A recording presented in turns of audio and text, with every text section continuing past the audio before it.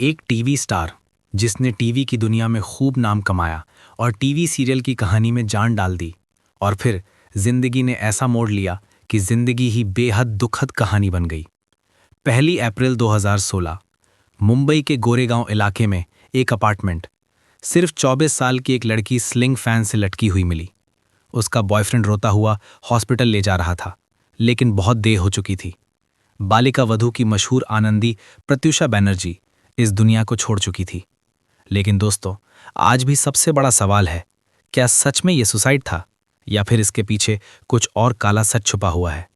देखो दोस्तों, मैं जो आपको आज बताने जा रहा हूं वो सिर्फ एक सेलिब्रिटी की डेथ की कहानी नहीं है। यह है एक ऐसे मर्डर मिस्ट्री की कहानी जो आज भी अनसॉल्व्ड है।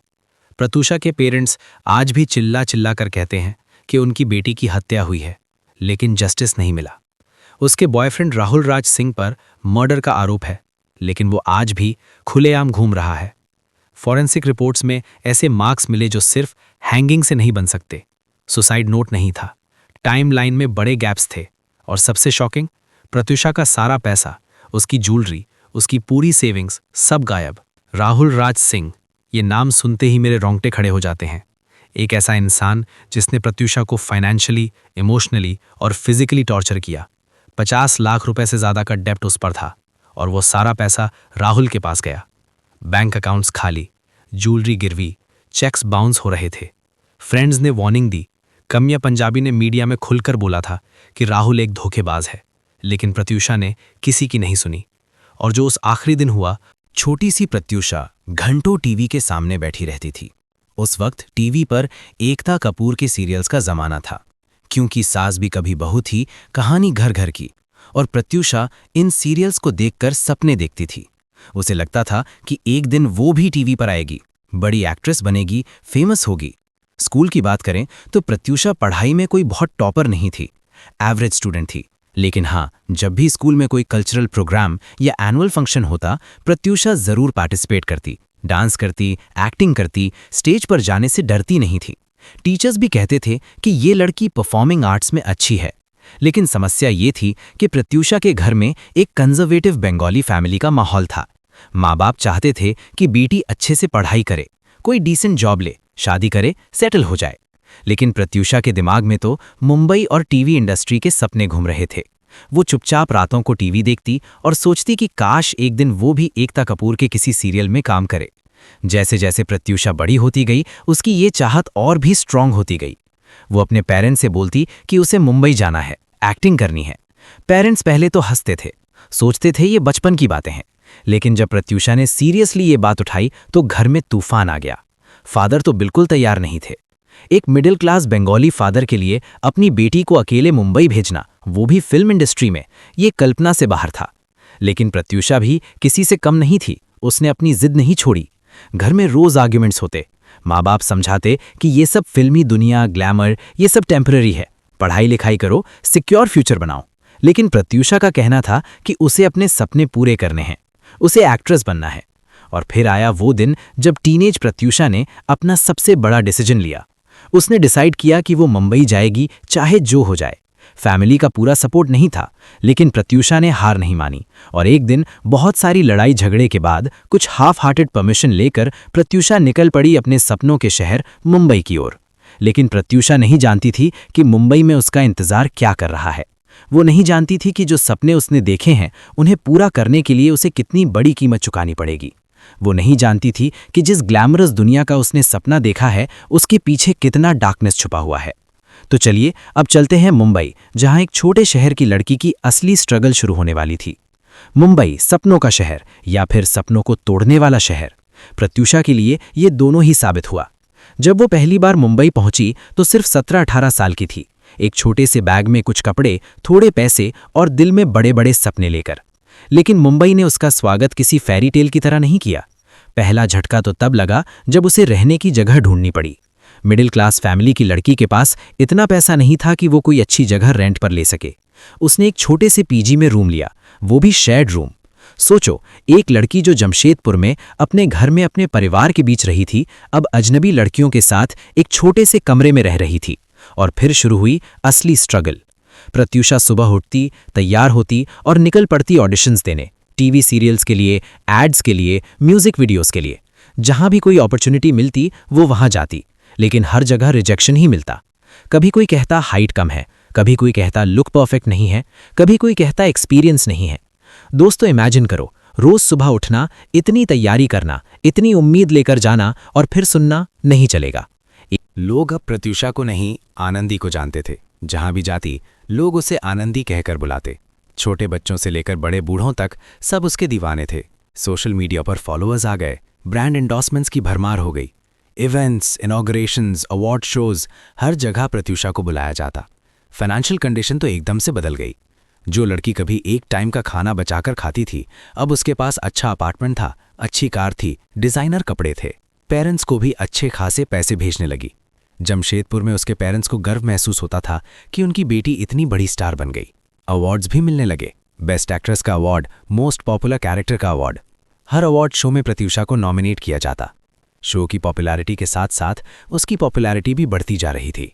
बालिका वधू के प्रोडक्शन हाउस, कलर्स चैनल सभी प्रत्यूषा से खुश थे, क्योंकि शो की टीआरपी स्काई हाई थी। लेकिन दोस्तों, यहां पर एक बात ध्यान देने वाली है। फेम और सक्सेस के साथ साथ प्रत्यूषा की लाइफ में कुछ और भी बदलाव आ रहे थे, और वो सब पॉजिटिव नहीं थे। सडनली इतना सब कुछ मिल जाना, इतनी फेम, इतने पैसे, इतनी अटेंशन, ये किसी भी यंग लड़की के लिए ओवरवेलमिंग हो सकता है।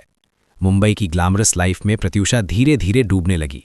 नए फ्रेंड्स बने, इंडस्ट्री पार्टीज में जाने लगी, एक अलग ही दुनिया का हिस्सा बन गई।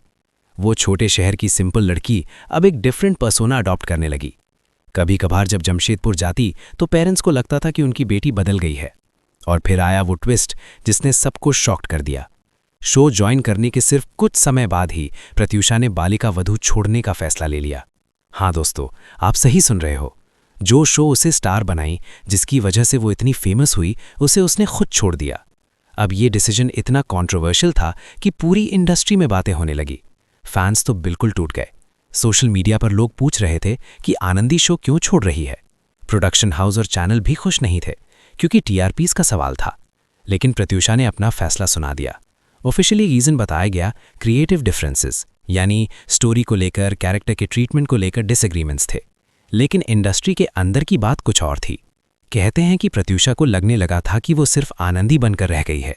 वो चाहती थी और भी रोल्स एक्सप्लोर करने, अपनी एक्टिंग का अलग रेंज दिखाना। प्लस उसे लगा कि पीक पर रहते हुए निकलना बेटर है। लेकिन दोस्तों, ये फैसला शायद प्रत्यूषा की जिंदगी का सबसे बड़ा गलत फैसला साबित हुआ। पीक पर रहते हुए बाहर निकलना अच्छा लगता है थ्योरी में, लेकिन टीवी इंडस्ट्री में ये बहुत रिस्की मूव होता है, क्योंकि एक बार जो लोग आपको एक पर्टिकुलर कैरेक्टर से जोड़ लेते हैं तो उससे बाहर निकलना बहुत मुश्किल हो जाता है। और एग्जैक्टली यही हुआ प्रत्यूषा के साथ। बालिका वधू के बाद उसने ट्राई किया नए रोल्स के लिए, लेकिन कहीं फिट नहीं बैठ रही थी। लोग उसे सिर्फ आनंदी के रूप में ही देखना चाहते थे। प्रोडक्शन हाउसेस को लगता था कि प्रत्यूषा सिर्फ ट्रेडिशनल सिंपल रोल्स के लिए सही है। मॉडर्न बोल्ड रोल लोग उसे टाइप कास्ट कर चुके थे, उसे सिर्फ ट्रेडिशनल सीधी सादी रोल्स में ही देखना चाहते थे। लेकिन प्रत्यूषा चाहती थी कुछ अलग करना, और ये कॉन्फ्लिक्ट उसे अंदर से तोड़ रहा था। इंडस्ट्री पार्टीज में जाती तो लोग उससे बात तो करते, लेकिन वो रिस्पेक्ट और वैल्यू नहीं रह गई थी। पहले जो प्रोड्यूसर्स, डायरेक्टर्स उसके पीछे भागते थे, अब वो उसे नज़रअंदाज कर देते थे। ये बहुत पेनफुल होता है दोस्तों, जब आप देखते हो कि आपकी वैल्यू कम हो गई है। प्रत्यूषा डिप्रेस्ड रहने लगी, उसकी हंसी कम हो गई। फ्रेंड्स बताते हैं कि उसका स्वभाव चिड़चिड़ा हो गया था, छोटी छोटी बातों पर गुस्सा आने लगा। और ये सब नेचुरल भी है। करियर की uncertainty, financial problems, identity crisis सब मिलके किसी को भी तोड़ सकते हैं। लेकिन अभी तक जो हुआ था वो तो बस ट्रेलर था। असली पिक्चर तो अभी बाकी थी, क्योंकि अब प्रत्यूषा की जिंदगी में एंटर होने वाला था एक ऐसा इंसान जिसके बारे में बात करते हुए मेरे रोंगटे खड़े हो जाते हैं। एक ऐसा इंसान जो प्रत्यूषा की लाइफ का सबसे बड़ा काला अध्याय बनने वाला था।